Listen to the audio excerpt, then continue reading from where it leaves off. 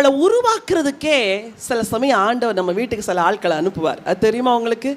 சில காரியத்தில் அப்செட் ஆகுறோம் அப்படின்னா, அப்செட் ஆகிற நேச்சர் நமக்குள்ளே இருக்குதுன்னு சொல்கிறதுக்கே ஒரு ஆள் அனுப்புவார்.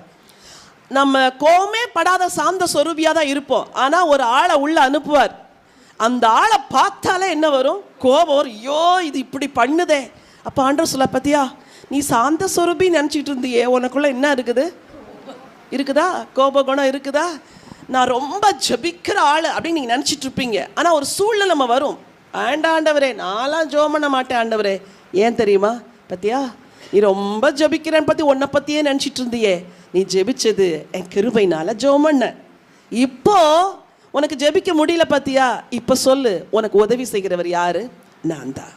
அப்போது நம்மளை வேற ஒரு சூழ்நிலைமைக்குள்ளே ஆண்டவர் அனுப்புகிறாருன்னா, தயவு செய்து முறுமுறுக்காதீங்க.